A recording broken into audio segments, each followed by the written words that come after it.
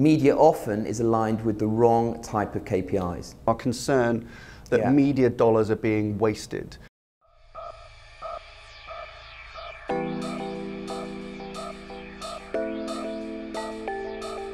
Hello, welcome back to Media Snack. It's 2019. Happy New Year, mate. Happy New Year to you too.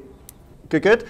So if you've watched the last episode of Media Snack, you'll recall David and I were stood on the roof of our office in London, which was pretty cold, but we do our annual review of the year. We'll link to it up here. You can watch that. It's always a bit of fun.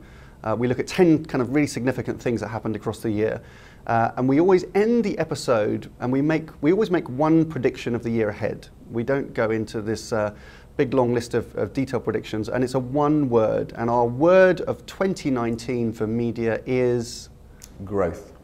Growth, exactly. So in this episode, and maybe in subsequent episodes as well, it's important for us to then explore how we think growth will be the word, important word for media in 2019, and we're going to lay out what we think is an agenda for growth that marketers may want to listen to. Right, mate, so what is going on? So, I mean, this is really, really important.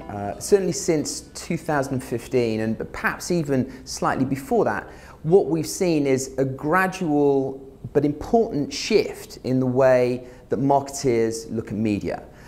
Moving away from media being considered as a cost to the business to media being reframed as an investment for business growth. And we certainly saw significant signs of that in the pitches that were run last year, which was a big kind of pitch year.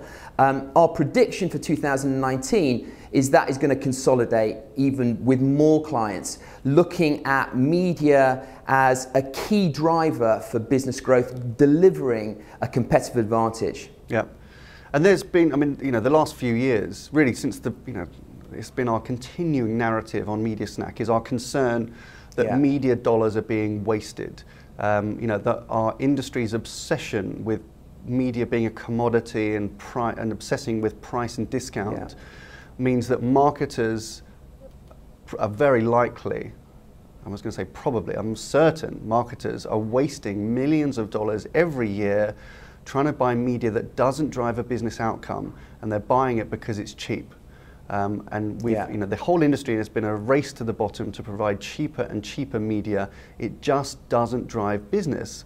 And again and again and again, you know, we're hearing from, you know, trade bodies like the ANA with big marketers standing on stage saying that their, you know, industries are struggling for growth, but meanwhile wasting hundreds of millions of dollars on distributing their advertising messages in places that nobody ever sees them. Of course, it just doesn't drive a business outcome. It doesn't, and they do that because media often is aligned with the wrong type of KPIs.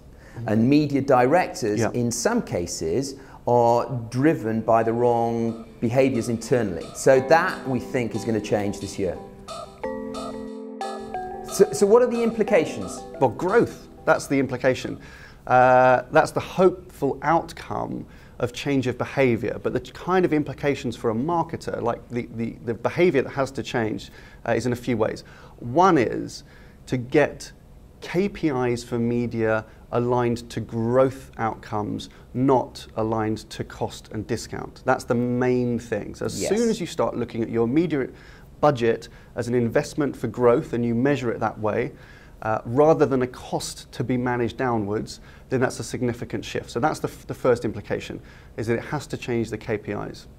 The second thing is it probably has an implication on the role of the media director, and in a really good way. We've spent a lot of time over the years talking about the role of a media director and how that's changed hugely over the last few years. As a media director responsible for growth, it changes your job. You're not then therefore seen as somebody who spends money or manages loads of external vendors.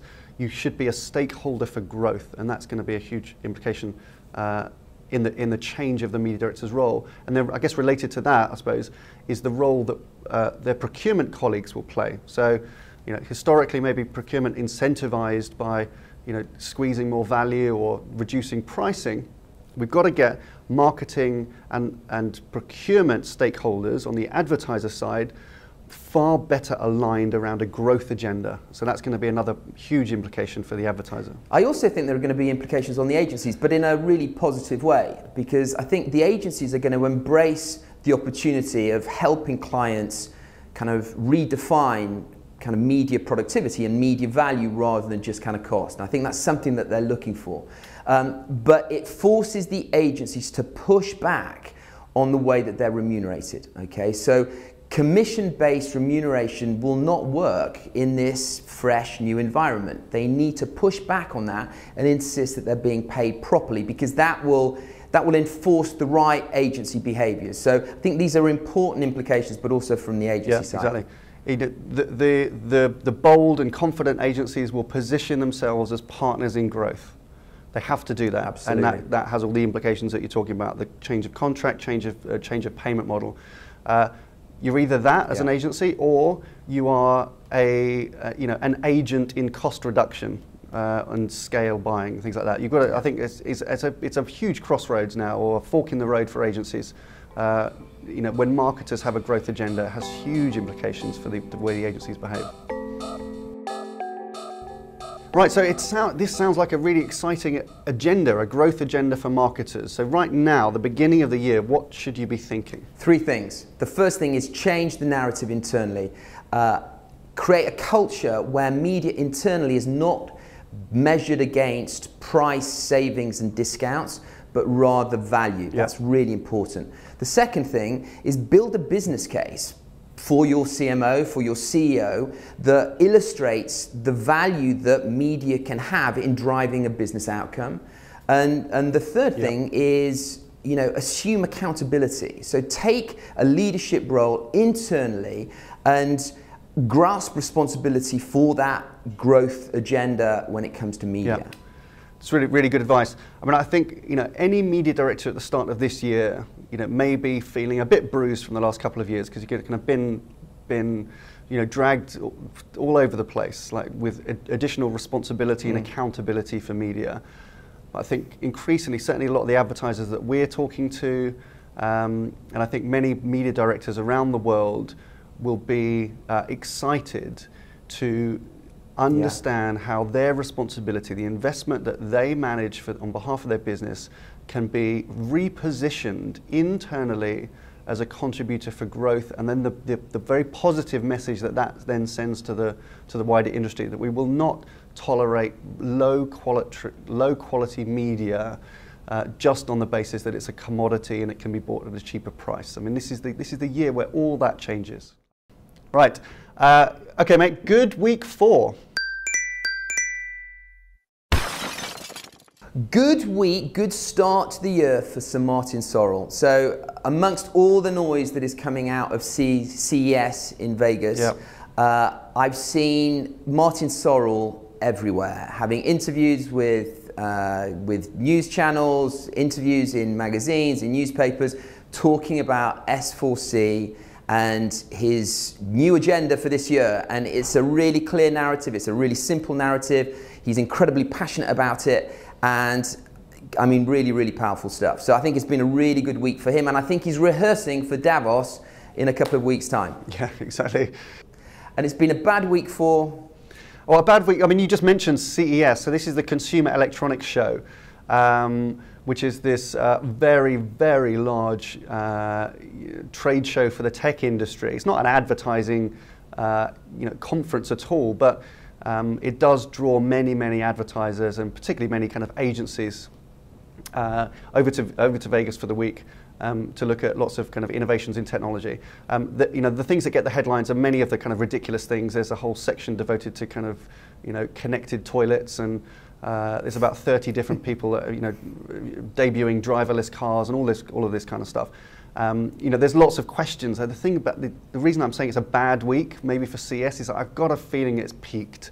I think we're starting to hear a lot of rumblings coming out from CS, which is just very cynical, questioning how is this useful for the advertising industry? We've been distracted by the shiny thing, the sparkly new idea again and again every year for years and years and years, and we've lost sight of the stuff that works. And I think going back to this whole growth agenda, you know, virtual reality, et cetera, is not the thing that's going to drive growth for struggling CPG businesses in the US. You know, they've got to get back to a proper growth agenda, proper KPIs, think about ways to reach to reach audiences in meaningful ways at scale. You know, and CES seems to be a bit of a distraction. I think it's not a great way to start the year, as much fun as it is. The best tweet of the week comes from our friend Tom Goodwin, who summed it up way better than anybody else can. He said it's a festival of hardware in a software age. And I think that says everything you need to know about its relevance to advertising. Okay, question of the week. Will marketers adopt a growth agenda for media in 2019? Yes, no, whatever. Excellent, good. Well, that was your media snack, the first of an exciting year in 2019. Click down below for access to more resources to help you get the advantage. But that's it for this week. Bye for now. See you next time.